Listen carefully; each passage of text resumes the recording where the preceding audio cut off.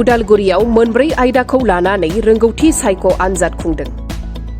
दिनै उदालगुरि जिल्ला एबसुनि बानजायनायाव थाखो 6 निफ्राय थाखो 8 सिम फरायनाय फरायसा फरायसालिफोरखौ लानानै गुबुन बोसोरफोरनि बायदिनो देग्लायबो गुन गोनां सोलोंथाइ होनायनि थांखिखौ बिथा खालामनानै मोनब्रै आयदा सानखान्थि गोरलै बिगियान, इंराजि आरो जेकेबि आयदायाव जिल्लानि सिङाव थानाय गं 30 आनजाद मिरुआव बे रोंगौथि सायख' आनजादखौ खुंफुंनायखौ नुनो मोननाय जादों। लोगोसे मख'जाथावदि गुबुन बोसोरफोरनिख्रुइ देग्लाय 2022 मायथाइनि बे रोंगौथि सायख' आनजादाव 4903 बिजाथिफोरा बाहागो लादों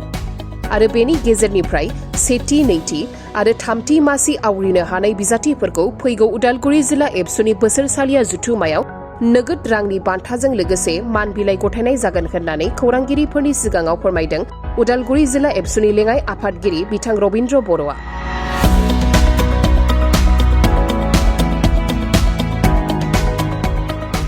उदालगुरि जिल्ला दुलाराय बर' फरायसा आफादनि जानानै उदालगुरि जिल्ला दुलाराय बर' फरायसा आफादा देग्लाय बोसोर अदेबानि स्निथि खेबनि थाखाय क्लास 6, 7 आरो 8 एमइ स्कुलनि फरायसा बिथांमोननि थाखाय जोङो सिगांनिफ्रायनो टेलेन्ट सार्च एग्जाम बा रोंगौथि आनजाद बेखौ जोङो खालामबोदों आरो देग्लाय बे स्निथि बोसोराव आगान होफैबाय। देग्लाय गासै बाहागो लानाय फरायसाफोरनि अनजिमाया 4903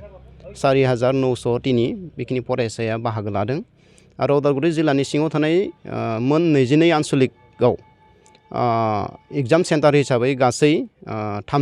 30टा सेन्टाराव बे एग्जामा सोलिगासिनो दङ आरो जोंनि थांखि आरो उद्देश्यआ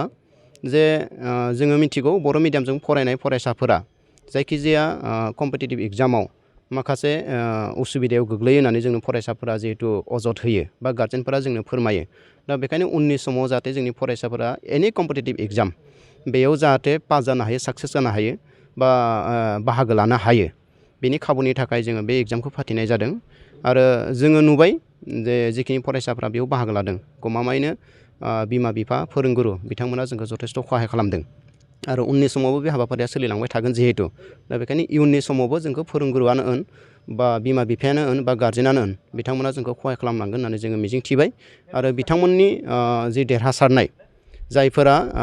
क्लास 6आव जोङो 3 1, 2, 3 क्लास 7आव 1, 2, 3 थागोन आरो क्लास 8आव 1, 2, 3 बेबायदि जोङो सेलेक्ट खालामनाय जागोन आरो जाय बिथांमोना देरहासारगोन बिथांमोननो जोङो केस एवार्ड होनाय जागोन 10,000, 7,000 आरो 5,000 बिथांमोननो जों बेबायदि होनाय जागोन आरो दुलाराय बर' फरायसा आफाद उदालगुरि जिल्लानि जि बोसोरारि जुथुमा जायो बे जुथुमायाव जोङो बिथांमोननि जि आनजादाव जायफोरा टप मासि आवग्रिनो हागोन बिथांमोनखौ जोङो बरायनाय जागोन। बेयो गासै जोंनि जिल्लानि सिङाव जिहेतु 22टा आनसलिक दङ बे 22टा आनसलिकनि गेजेराव फरायसालि कलेज थाखो खथायाव जोङो बेखौ लानाय जादों आरो गासै 30 सेन्टाराव बे आनजादा सोलिगासिनो दङ। मा आयदाखौ लानानै? आयदाया गासै मोनब्रै सानखान्थि थाबाय, बिगियान थाबाय,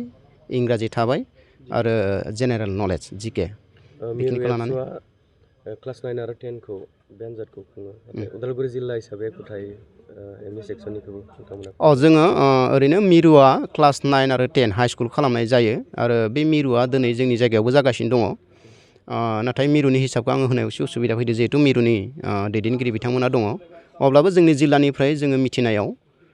2620 फरायसाया क्लास 9 आरो 10नि बिथांमोना दिनै मिरुनि जि टेलेन्ट सार्च एग्जाम बेयाव बिथांमोना बाहागो लादों आरो जोंनि जिल्लानिफ्राय जिहेतु जों एमइखिनिखौ खालामनाय जायो आं दहाय बुंनाय बायदि गासै 4903